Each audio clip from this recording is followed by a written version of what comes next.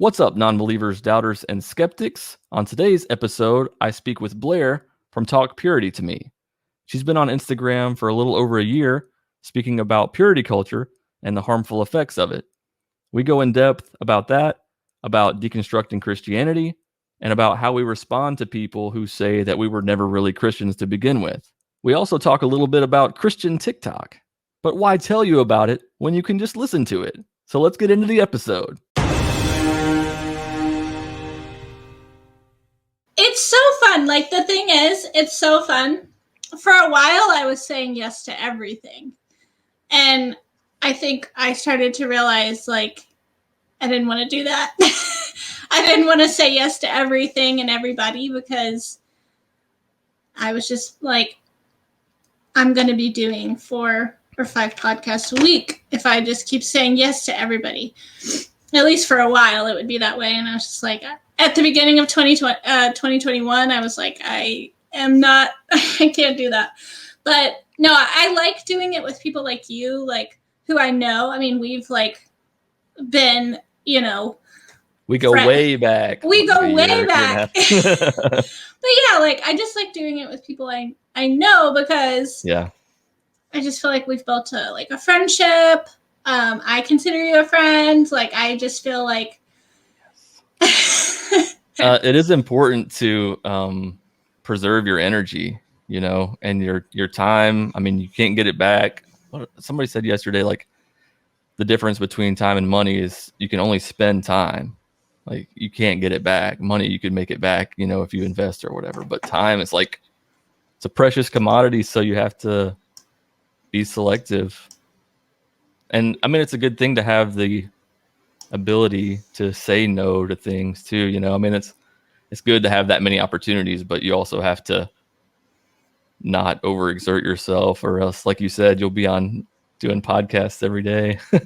Right. And like, as much as I love it, and I love like the conversations, like with you and others, like who I do consider friends, like it, for those, it's just like friends talking, which is great.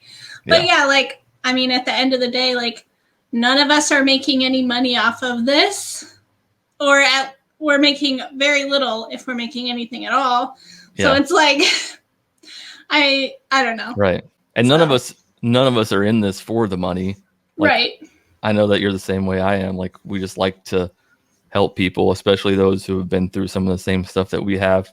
Mm-hmm. So, but yeah, I mean, we're spending a lot of our time, and I know you work full time, right? So like, you're just doing all this in your off time, Instagram, TikTok, and everything. So I know. Speaking of TikTok, I don't know if you saw the one that I did. That it's got over 1 million views now.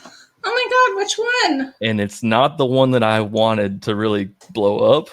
About 3 weeks ago, I made a video where Oh, is it the satire one?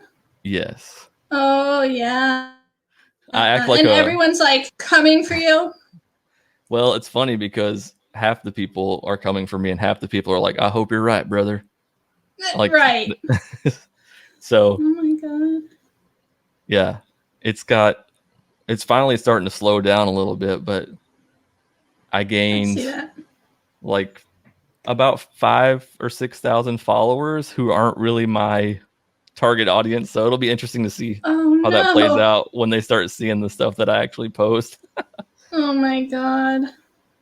An old bait and switch.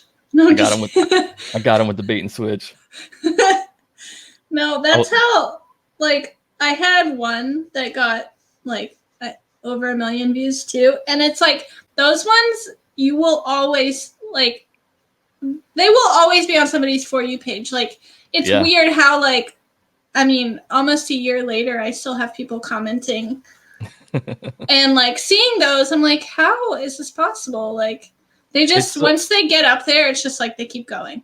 It's so weird. I can't figure it out because I made that video 3 weeks ago and it got a few thousand views and then nothing forever until 2 days ago. All of a sudden it just like picked up all this momentum and people are. Did somebody duet you or something? Well, I don't think that's what originally started all the snowball effect, because I looked. A bunch of people have now, but It's just crazy how that works. All of a sudden, 3 weeks later, that it just takes off. It doesn't make any sense. That is weird. I like that platform though. I mean, it's a cool place because you can like get in front of so many people, even if they're not following you. I mean, it's like the old Vine days. If you remember those. Like you don't have to be subscribed to somebody to see their stuff, really. So. Yeah, I have more followers on TikTok than I do on Instagram right now, and it's been that way for a while because I don't know what it is. It's just like it's so easy to like see so many different creators. Like it's pretty much the entire thing is like an explore page. You know what I mean? It's like everything. Like the For You page is just like constant like scrolling. I don't know. For those people who are subscribed to my channel, I know a lot of people know you too and know your story, but I figured we'd tell your growing up, like your church story, like where you went to church and how you were raised up and all that. Yeah. If you don't mind. If you're not tired of, you probably have it like well rehearsed and just throw it out there now. I know, it's so funny. You go for like so many years not really thinking about like telling people your background, and then like you do it so many times with stuff like this. So yeah, I grew up in a small town in Georgia. That's where I'm from. That's where my family is. Really, really small town. Like most people think of like Atlanta when they think of Georgia, or like Savannah, something like that. I grew up in like really more rural sort of. And Georgia represent. That was me too. Yes. Where are you from again, if you want to say? Calhoun. You know Calhoun, Northwest Georgia. I actually do. I do know where Calhoun is. It's the big time. Yeah. All my family's like from Georgia, so like, you know, there's just little connections everywhere. But I'm from Sonoy. Which I know that one. That's what I always say. Everyone's like, whenever I tell people I'm from Georgia, they're like, "Oh, where?" I'm like, "It's Sonoy. No one's ever heard of it." Like that's literally what I say. Like no one's ever heard of this town. It's like very small. Slap the disclaimer on there. Exactly. Like no one needs to feel bad. They haven't heard of it. But yeah, grew up in small town Georgia. Was homeschooled in a Christian homeschool group for all of elementary school in this little small town, and then. My mom was a church pianist. My dad was like a deacon, the whole thing, like totally involved church family. And then, so that was like more Baptist background, Southern Baptist. And then when I got more in my teen years, I sort of started like getting into more the charismatic sort of Christian background, like non-denominational charismatic. It's a whole thing. Like I love how people talk about non-denominational, but it's like that in itself is a denomination. I know, right? It's a denomination. I know we're like trying to like play some word games here or whatever, but it's a non-denominational wink. Exactly. I don't know. It's just so confusing and vague. But yeah, I started sort of doing that, and that lasted pretty much until like through college. Was this with your parents too? Were they going to the same church, or was this like a different thing? It was like, my parents didn't go. It was like a house church actually at my best friend's house. Excuse me. So my parents weren't really involved and didn't really know like what I was up to there. And that's like they probably would have been. They only knew. Yeah, I know. Honestly, they probably would have been really freaked out.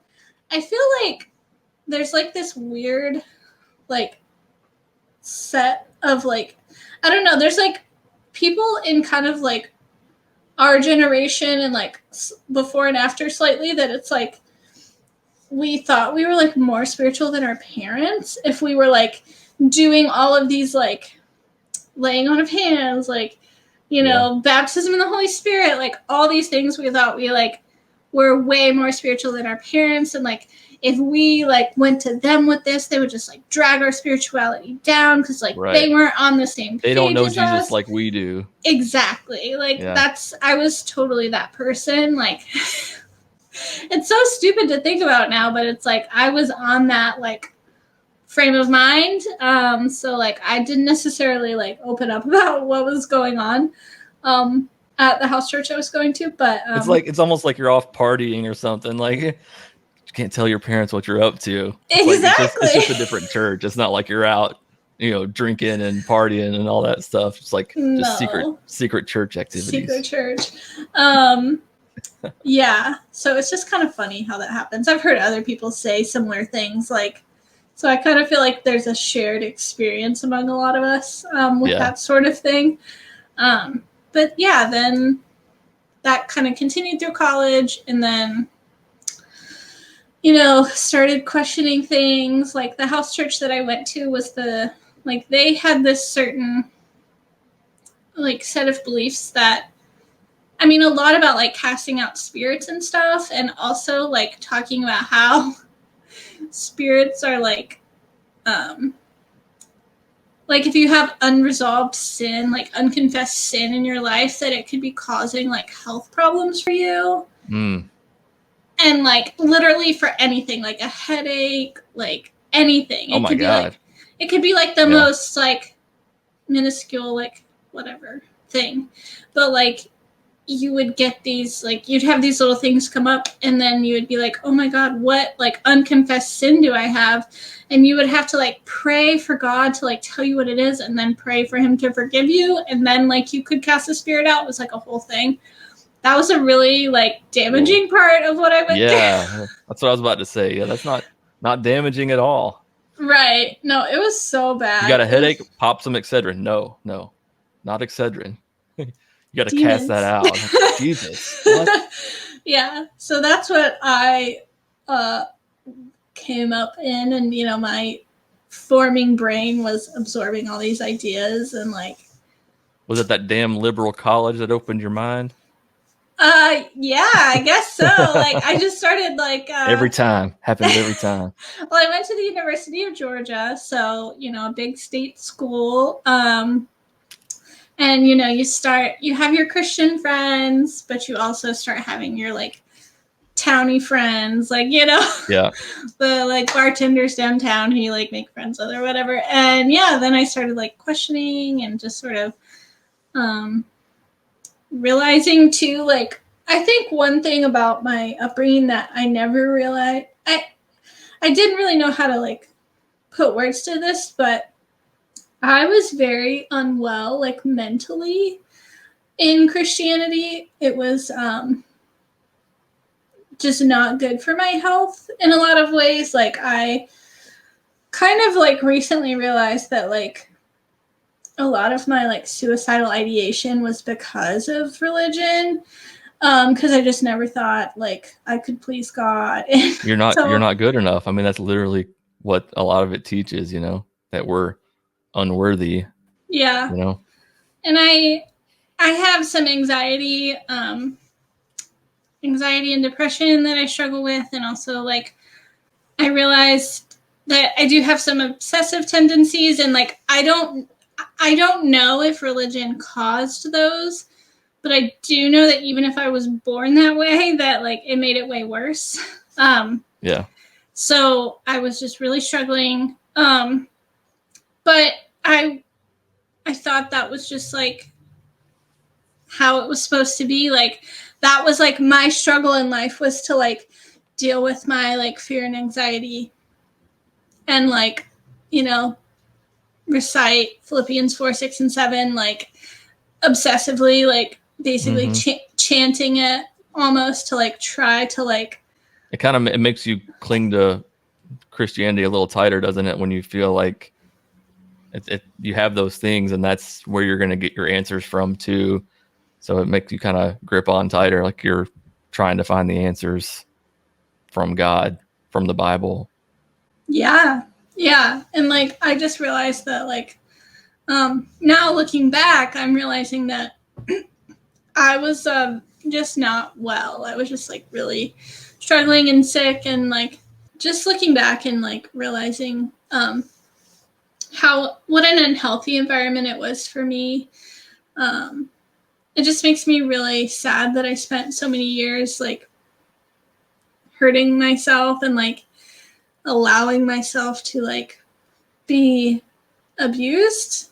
And because I think that spiritual abuse is something not a lot of people want to talk about, and But it is abuse, and like teaching kids that hell exists is abuse. And It is. I've had people criticize me for saying that. I think there are varying levels of abuse. There's varying levels of physical abuse. There's varying levels of emotional abuse. I'm no therapist or anything, but I feel like there are varying levels. And there's no doubt to me that telling a kid that they'll go to hell for X, Y, and Z, that's a form of abuse. So what made you start talking mostly about purity culture? Like, what got that whole ball rolling, I guess?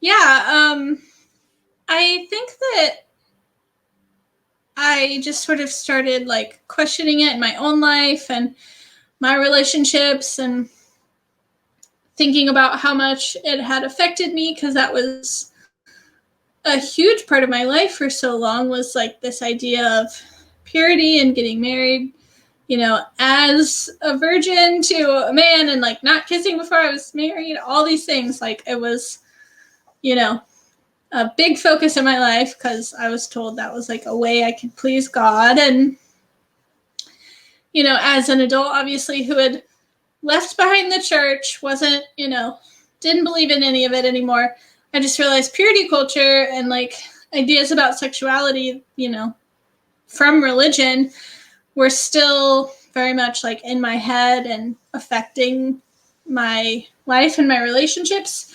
And I put out like a little question box on my personal Instagram account, just asking my friends, like, how has purity culture affected you in your adult life? And I just got so many so many responses, so many, DMs, and like people sharing these like really amazing stories with me of, what they have overcome and like worked through and healed from, or still, still working through. And I was just like so blown away. And it was just so obvious to me that I may have been the first person in some of these people's lives who like ever brought up purity culture as a problem. Yeah. So I was like, oh, okay, well, like when I see a problem, I'm like, okay, like what do we do about this? Like how do we like talk about this, tackle this problem? I just was like trying to figure out how I could, start a conversation about purity culture and like people who are trying to heal from it. And that's how my page started. I guess it was like the same week as you, like right after you started your page. That is crazy, isn't it? Mm-hmm. I have to ask about the name. Now, did it come from the Jason Derulo song? What was that sort of the inspiration, Talk purity to me. Or did it come from the old Poison song, Talk Dirty to Me, or is it just sort of a little figure of speech, little play on words? Yeah, it was just more of I just wanted to do that Jason Derulo trumpet thing. That's the only reason I brought that up. Oh, I love it. I love that. No, it was totally just, like I was just trying to think of a name, and like for me, I just like to use humor, and like I, wanted to like just kind of make it fun. Yeah, for sure. Because like just I could have named my account like Healing from Purity Culture, because that is what it is about. That's like so boring. I think that's such a boring name. No offense to anyone who the person with the handle Healing from Purity Culture right now is like, I'm about to get hate messages, but but I just sorry we're not as cool as you. I just wanted to have more fun with it and just be like, also I just think there's something fun about, we weren't allowed to like make dirty jokes or like do anything like that, like sexual innuendo, anything that was like not a part of what I was allowed to do growing up. So I think there's something fun about like kind of wrapping up that idea in it too, like talk dirty to me, talk purity to me. Like, I don't know. I just thought it was perfect. fun. I think it's perfect. And now you have like eggplants for your wallpaper and all that. Peaches. Yeah. See, but I do think it's really important to inject some humor when we talk about these things. Like that's part of what I do too. Like I like to try to, it's a super serious subject, and there are so many serious accounts and pages and channels and podcasts about all of this, about religion, you know. So I do think it's important to have a little bit of fun with it from time to time. Of course, there are times to be serious about it too, but I think it's fun to, or it's good to have some fun with it. Make light of some situations that we've had to be serious about for so long. Yeah, I think approaching like something like leaving your religion or questioning your religion, changing your views, if you only approach it in like a solemn way, I think that's so like, I don't see that there's like a lot of room for growth in that. Like you don't always have to be so serious about everything the way we were taught in the church. Like sometimes, like honestly, sometimes like sex is really weird and like funny and like it's not always good, and that doesn't mean that like, you know, you have to regret it. Like you can or you don't have to. Like sex is like something that most people will experience in their lives. Not everyone will want to, but like the most people at some point in their life will have sex, and like it should be something we can just talk about like normal, like a normal bodily function. Like it doesn't have to be sacred or like anything. It's a normal thing, and people have a range of experiences and preferences and everything with it. And we don't have to make it so serious.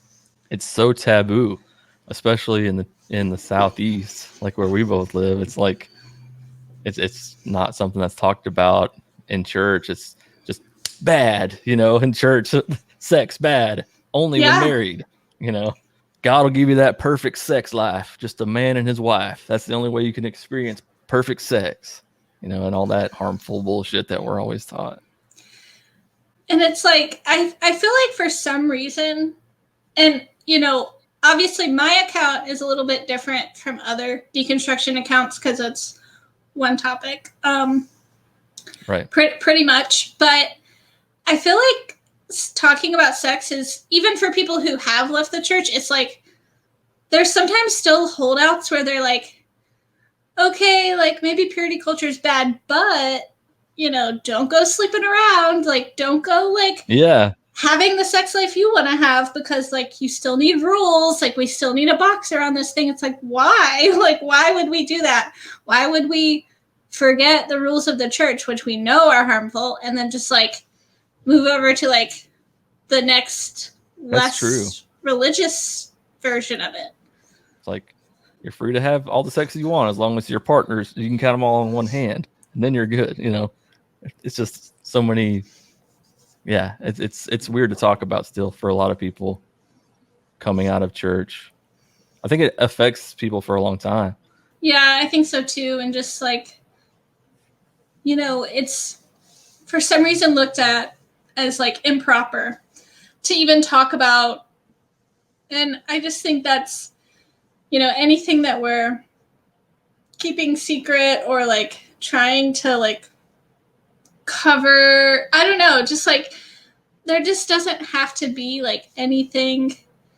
Like if sex doesn't feel sacred for somebody, it doesn't mean that like they just are gonna like go around like hurting people. Like right. It's just like, it's just a thing that like for some people it might feel really sacred and special. For other people, you know, other people don't even feel like emotionally connected during sex, and that can be for a variety of reasons, and like neither one of those things is bad.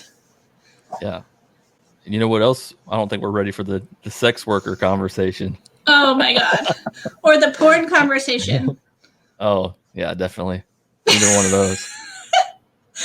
I don't even know if you can like put this on YouTube because you might get like slashed or whatever, but nah, bring it on. But yeah, no, people definitely don't like the sex worker conversation, or like they don't like to talk about the fact that the majority of human trafficking is not little white girls from the suburbs getting snatched outside of Target. Like that's not the majority of what human trafficking looks like. It's a lot different than that. And, you know, there's a lot of other factors, risk factors for people in lower income communities. Like there's just, you know, there's so many other things. Like, But again, all of that is purity culture. You know, purity culture is really fucking racist too. Like, people, you know, people aren't ready for that conversation. No. It's really, really racist. There's a lot of like deeper layers to this that, of course, you know, we didn't learn about or think about, or even have. We've made so many rules up in our culture, society about sex and like what's acceptable, what's not, and yeah, porn's fine. Sex workers, that's not fine. It's just weird. A lot of double standards. Yeah, and this whole what was it's like the cancel porn. I think that's the campaign that's recently been going around. Yep. It was big on TikTok for like a few weeks. A lot of people had their profile pictures changed to that, I noticed. Yeah, same. And like when I saw that those people were following me, I was like, I think you're lost. Like, I don't think you know what I'm about. Like, yeah. I was so confused. But yeah, I mean, that's what before. So like back in December of 2020, there was this whole like question about whether Instagram pages that were sex positive would like be impacted by these terms of service that were changing on Instagram. And so like a lot of us got really scared and started like scrambling to try to like scrub our pages of content that we thought might be borderline. I had a post about porn that I deleted, but that one was like very controversial when I posted it because, you know, I tried to tread so lightly and be like, if porn in any way makes you uncomfortable, you absolutely shouldn't watch it, and like you shouldn't let a partner or anybody else pressure you to watch it. Like, don't, like, if it's not for you, it's not for you. Like, just don't worry about it. But like, if it is for you, like, here, you know, try to make sure you're like getting it from ethical sources, and like, here's what to think about, like, here's what to remember, you know. Anyway, but that post did not go over well when I posted it originally, and it's just it's so interesting. It's like, why does anyone care what adults like want to watch? It's like, you watch football, like, I don't know. Yeah, it just comes down to, if you don't want to watch it, don't watch it. If you don't want to do it, don't do it. Like, that's the case about so many different things. People just want to control other people's bodies or want to judge other people for what they do with their bodies and stuff. It's just strange. Mm-hmm. So I know you get a lot of messages on TikTok and Instagram too, and a lot of them are probably good and like, thank you for what you do, it's helped me a shitload. Yeah. But a lot of them are probably like, well, I know because I've seen them. Like, not all Christians are this way, and you're just, why do you like talk so much crap about Christianity? Like, yeah, what's the ratio? You probably, I'm sure you get a lot more like good messages than bad, right? Oh yeah, it's overwhelmingly positive. But there's been points in time where I'm like, I don't know if I can keep doing this. Like, I don't know if I can keep like continuing to have people either tell me like I was never a Christian, or you know, tell me that not all Christians are like that, or, you know, I should try their version. If I was a Christian, I deserve a fucking Oscar award, because I played the part so well. I was like such a good Christian. Like, I did every, like, you know, I did basically everything. Like, my entire life was devoted to Christianity, like, so intensely. And it's just weird to have people tell you that, like, people who don't know you tell you that you were never a Christian. Like, I just don't, it's just so strange. But yeah, I mean, I'm sure you get the same thing. Like, I just never, I don't know. There's been times where I've really struggled with it. Like, towards the end of last year, I was like, I just took kind of a break a little bit. I was like, I can't, like, keep doing this. I just needed some time to recoup a little bit. Because Christians I mean, we know this, but, like, a lot of Christians can be really vicious online. Oh, yeah. Yeah, there have been times, too, where I'm like, is this really is this what I want to do? Do I could stop this at any time on my own, you know? But but then it's like God's perfect timing. Those messages come in of like, I really like your page. I appreciate what you're doing. And it's like, it does seem like it's always good timing, but I don't think that's God. Hey there. I hope you're enjoying the episode. If you are, make sure to give it a like. And also share it with somebody who you think might enjoy it. Now let's get back to the podcast. You know, people ask why we do this. I know they probably ask you too, like, why do you waste your, somebody just a minute ago, I was just in my inbox. It's like, why do you waste your time doing this? But I feel like we kind of have to, like, to combat the other stuff that's out there, like the harmful stuff that's out there, especially on, well, not, maybe not especially, but like, I know people can just put whatever they want on a lot of these platforms. And like TikTok, you see all these, the TikTok Christians who are just spouting off all this stuff constantly. It's like, I feel like there has to be some of us out there to just push back a little bit on it, you know?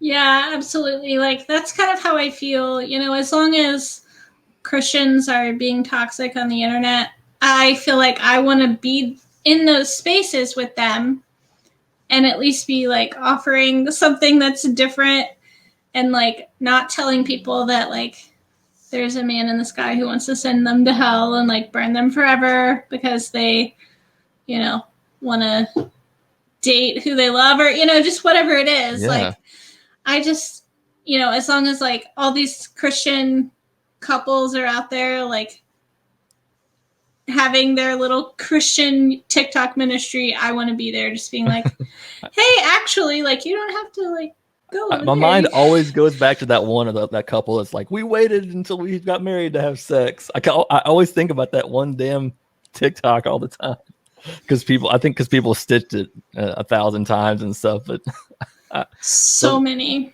they got kind of ripped apart. But that we're not really, it's not like we hate Christianity or that we're really even trying to like be abrasive or be confrontational necessarily.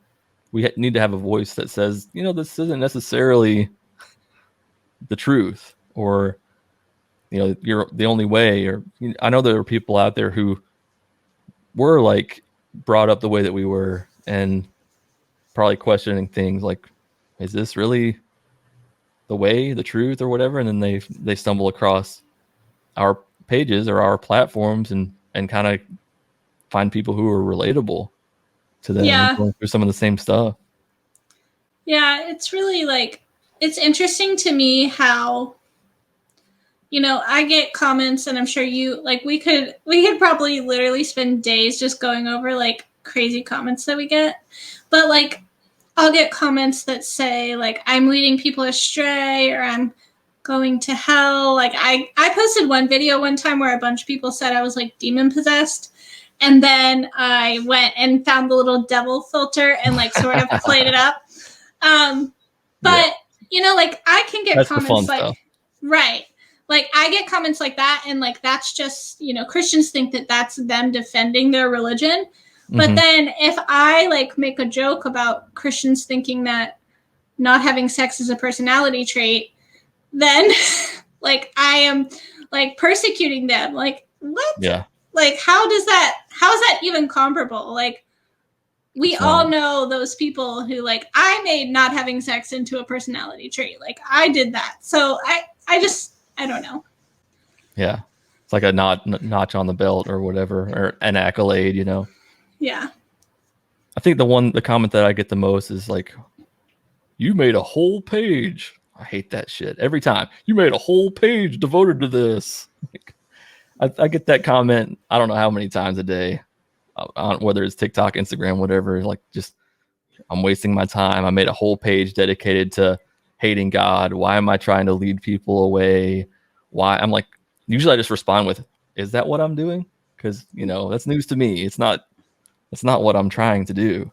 Right. And I'm sure you have a lot of Christian followers too. Like, I don't know what your breakdown would be, but like, I'm sure you have a lot of Christian followers like I do, even though I don't believe any of it anymore. So I probably don't have as many as you, but like percentage wise, but it is refreshing because I get those messages sometimes. Like, I'm a Christian, but I appreciate your stuff. It's like, man, that feels kind of nice because I know a lot of them don't, or they think I'm treading on their territory or trying to like lead people astray. And I get it, because like, I mean, I get why to a degree that they think that way, because that would have been me before too. Yeah, that's what I like. I mean, I don't know. Even before I was trying to figure out, like, am I a Christian? What am I? You know, which I don't really have a word for where I am right now. I don't believe in God, but like, I don't know. Atheist also sometimes doesn't feel like the right word for me. I don't know. Anyway, but like, when I was still still kind of thought I was a Christian, still was hanging on to some of those beliefs, I listened to a lot of like atheist content on YouTube, like Jimmy Snow, Dear Mr. Atheist, like Matt Dillahunty, like all those people. I was listening to that because I was like, you know, just trying to figure it out, and also listening to like more progressive Christians, because I was like, you know, no matter what people think about like progressive Christianity and like their interpretation of the Bible, I'm not really interested in that personally. I'm just like, if there's people who want to be Christian who are like not being shitty to people actively, like I'm fine with that personally. Me too. I don't really care. Like I'm not in. There's some atheists I see that are like, progressive Christians are like the biggest hypocrites of all. I'm like, I don't really care. Right. I don't really care if you think they're hypocrites. They're like, this is what they believe, and they're trying to like be good to people. If we're all I've made a few jokes about it, but I'm mostly fine. I didn't mean to interrupt you there, but you're good. I'm mostly fine. Like people like that, like, if the kind of like the people who are like, I like the idea of Jesus, and I like, you know, what his teachings seem to be, and I kind of want to model my lifestyle after that. I don't really see the problem with that. It doesn't seem very harmful or anything to me, you know? Yeah. Like if we're all like trying to, you know, hopefully work towards a world of like more humanism, like we can't alienate people who like want that too. Like we can't alienate, you know, Christians, progressive Christians, because like we think that they shouldn't believe in God at all. Like they should be our like allies. Yeah, for sure.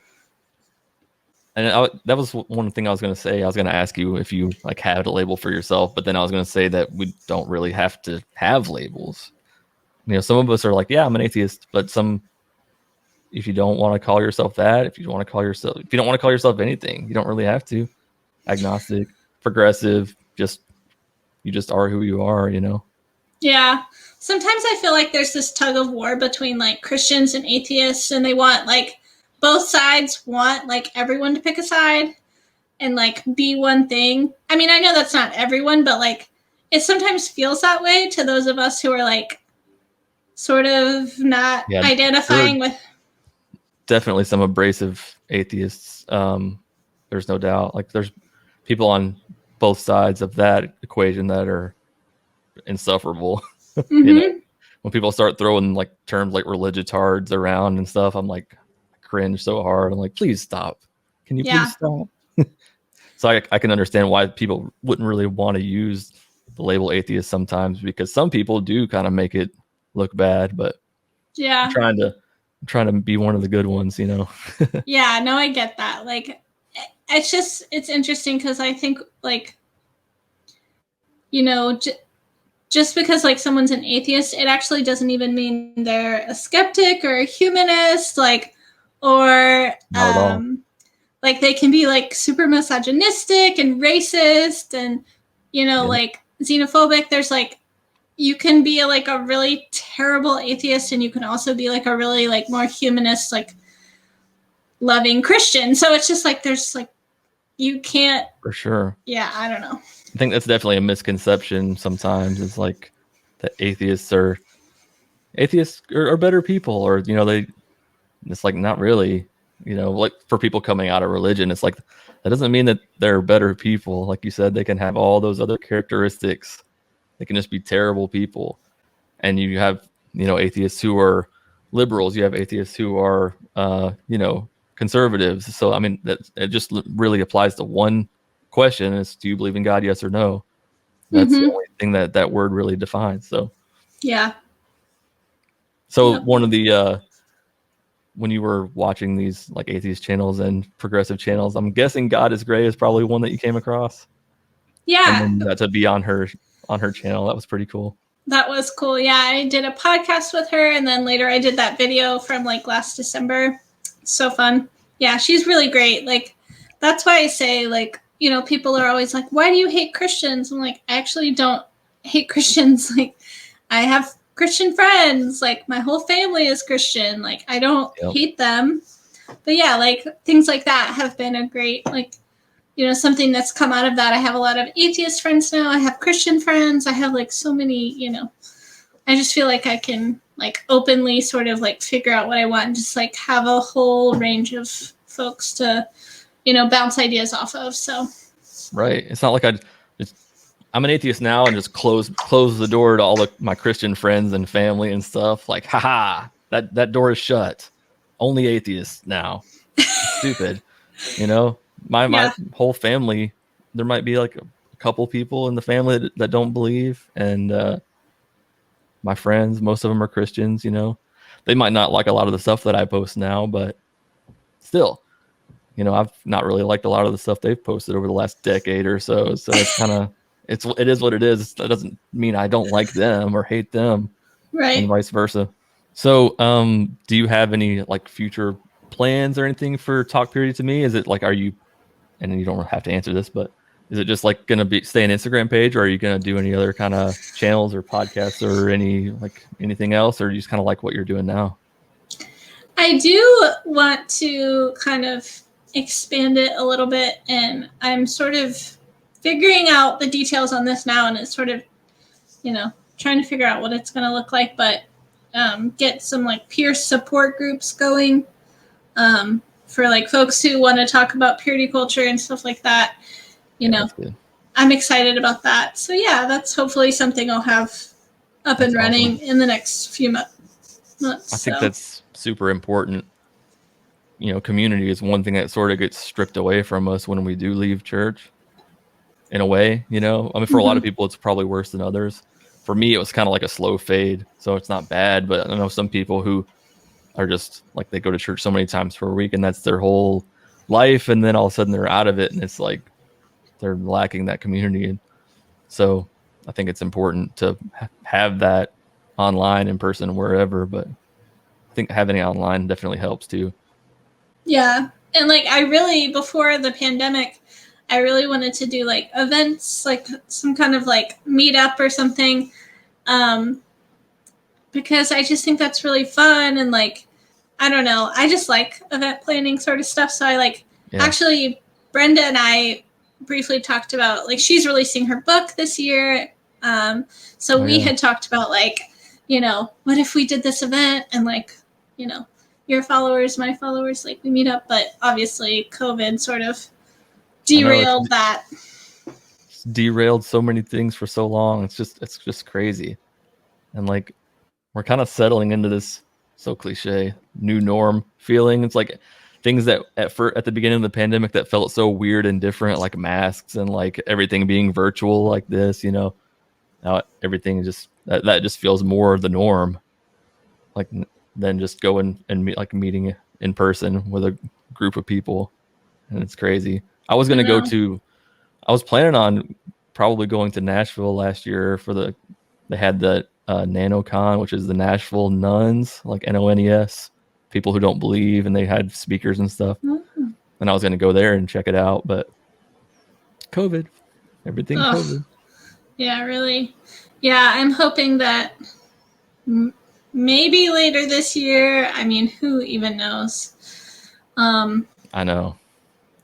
Maybe we'll be able to do something, because like there's a lot of us in the Southeast that I feel like we could all like, you know, pick a city or like do something fun. Will is wanting us to come down to Disney World, you know, heretical theology. He's like, Disney, living that Disney life. That would be pretty fun. Fucking Florida though? Like, why would I want to go to Florida? He's probably gonna hate that I said that, but I will if you're watching. Yeah, no, I'm just kidding, but that would be fun. But yeah. Oh my gosh. No, it'd be fun to go to like Atlanta, somewhere in Tennessee, like somewhere like, central for like the Southeast folks. It'd be fun. Yeah, everybody kind of come to my city, so that way I don't have to drive very far. That'd be really cool. Right, you can stay at your house. All of us will have to, pay for a hotel, whatnot. Yeah. Exactly. So I put on Instagram for some people, your followers, my followers, whatever, to ask some questions. So I got a couple here that I thought we could go through. First one, why do you hate God? Actually, that I put that one on. That's not a real question. Love it. How do I overcome shame when dealing with sexual thoughts? That is a big question. And it doesn't necessarily have an easy answer, unfortunately. I think for me, just remembering that I was taught shame, like we were all taught shame about our sexuality. It's not something we were born with. And just sort of trying to figure out what your preferences and like your thoughts and feelings around sex are in general, just like as a concept, and then how you want to like incorporate that into your life can be really important, because sex is like, in Christianity, it's kind of made into this like abstract concept. It's not like, because we're not really supposed to like think about it or think about the emotions around it or the mechanics of it or anything like that. Like if you just like, for some people it helps to like write down like, I enjoy whatever it is, or like, I would prefer not to be in this kind of a relationship. Like you just sort of like figuring out like what feels right for you can be really helpful, because like, I was never allowed to like think of sex as more than like me and a husband, married, having sex, like nothing too crazy, like don't get any wild ideas. Only. Exactly, like in bed by 9, like It is weird though, because it's like you're supposed to just go through this whole thing and then boom, flip a light switch, like married, now sex. Like before that, it's you're not really supposed to think about it, you're not really supposed to talk about it, and then all of a sudden you flip that switch, like you get married and then it's the best sex ever, and it just no chance of somebody being fucked up from that line of thought. Yeah, totally. Prepare for disappointment. Seriously. And like, just like, God, I've heard so many stories of like people on their wedding night, like just really, really sad, like traumatic things. We don't have to go into all of that, but yeah, it obviously didn't set many of us up for like successful, relationship dynamics or understanding our bodies. So I would say just, figure out what you like, what you don't like. Talk openly about it. Like find a friend you can trust and just like have conversations. I think that it's important to explore like sexual relationships if that's something you're interested in. Also like on your own, if you know what I'm saying, like, just explore those kinds of things. And just a lot of times like writing things down can be really helpful for people too. Like if you had an experience like with a partner or partners and like you really liked it and you had fun, like write down what you liked about it and like write down what was like so fun about it. And, that can help you like process your thoughts about it. Cool. Perfect. And it's probably good to have somebody who has sort of been through, maybe somebody who was also raised up that way with that sort of in purity culture, to have that person to talk to about it, I think probably helps too. Because the whole like feeling alone in your thoughts and is this normal? Those kind of questions probably come up a lot for people.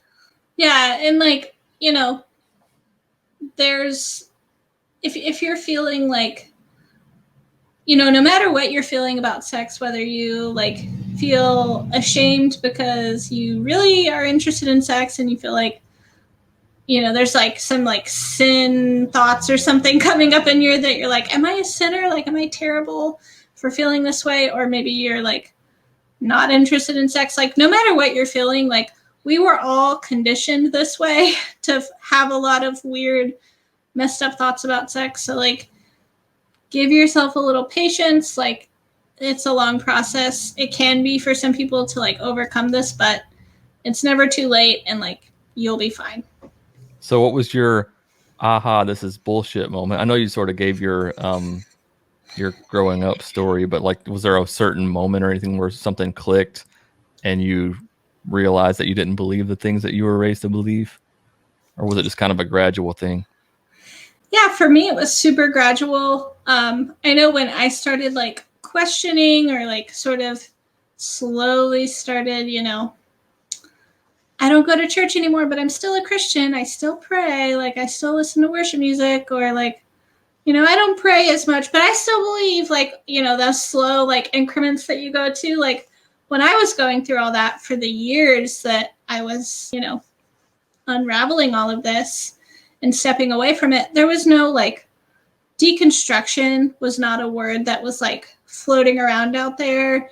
There was no like deconstruction Facebook groups or like Instagram. You know, when I first started, Instagram wasn't even like, it didn't exist. Same So, here. Same here. Yeah, that's so interesting. When did you like start deconstructing? Was it around the 2010 time or something? Because well, Instagram was technically came out in what 2011 or something, somewhere around yeah, there. I thought it was like maybe a little later than that. Maybe.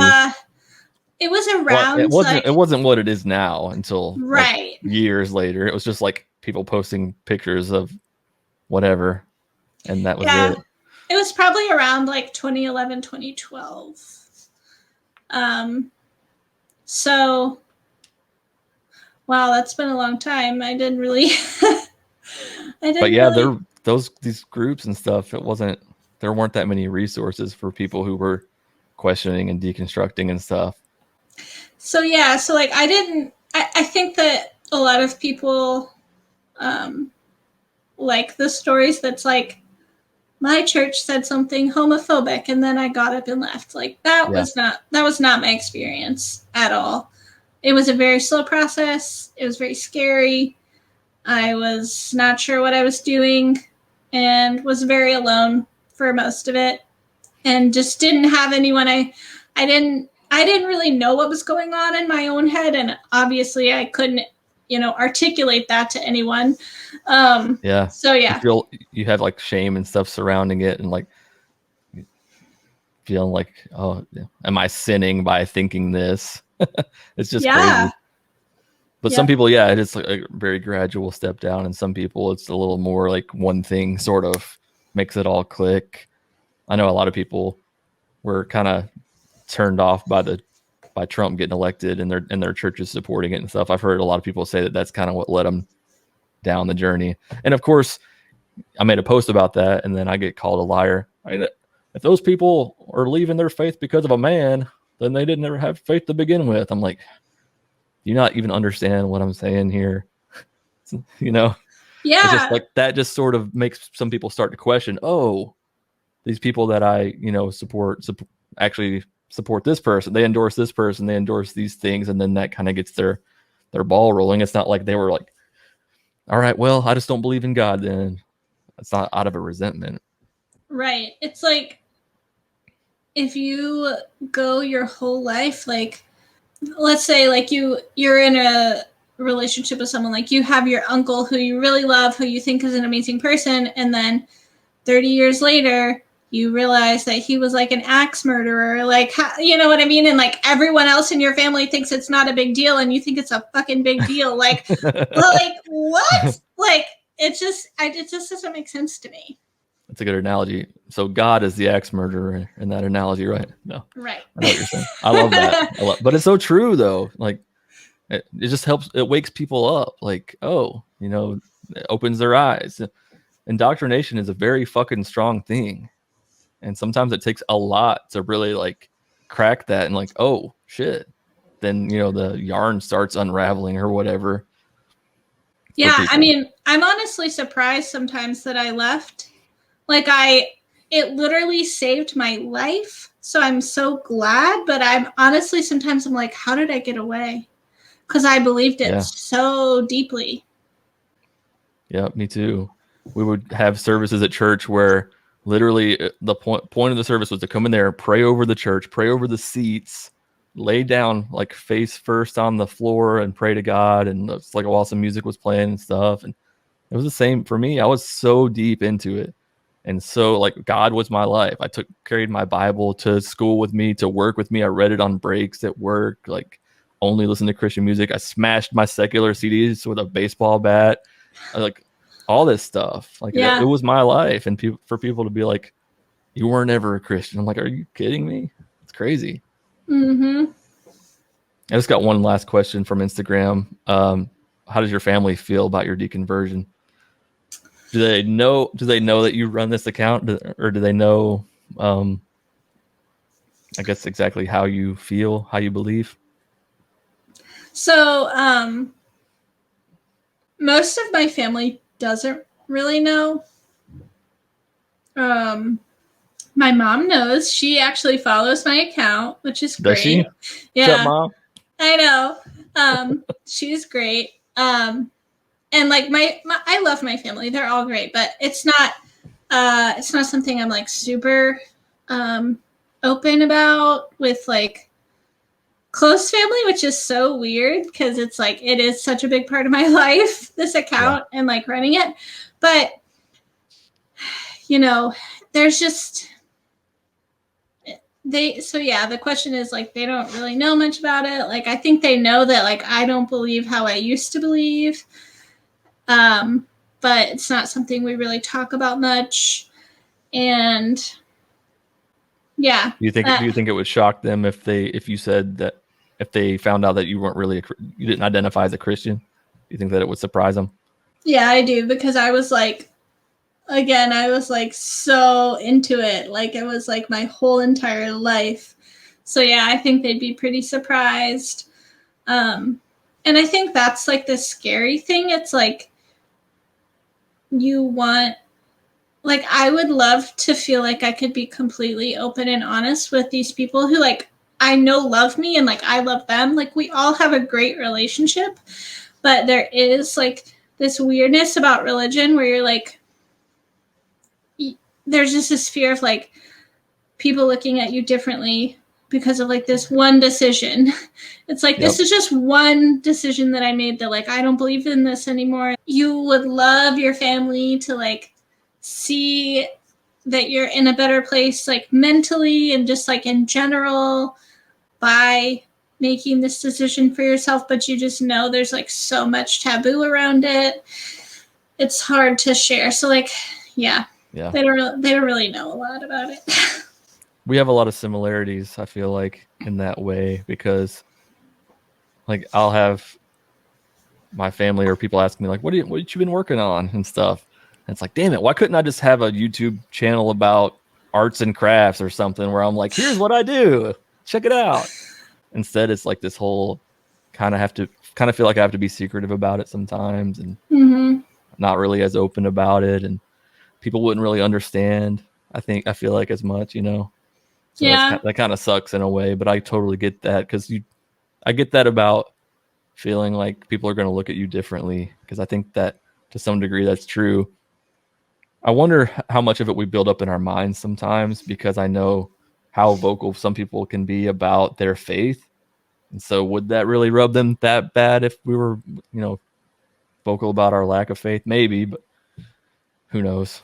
It's hard to talk about openly sometimes, for sure. Yeah, it really is. And like, I don't know, like when I first started my account, I was actually anonymous. Like I didn't put my face or my name anywhere on it because I was afraid. I was like really afraid. I was like, oh my God, like what if my like someone I work with finds this, or like, what if, who knows? Like, it was a very scary thing to like start the account. And then I like eventually got more comfortable and I was like, okay, like I will, put myself out there a little more. I didn't put my face on mine for a few months either. It took a little while. Do any of your coworkers know about it? No, they Really? don't. Yeah. One did, like, but we don't work together anymore. That's pretty cool. Yeah. Well, I appreciate you coming on. Everybody needs to follow Blair at Talk Purity to Me on Instagram if you don't already.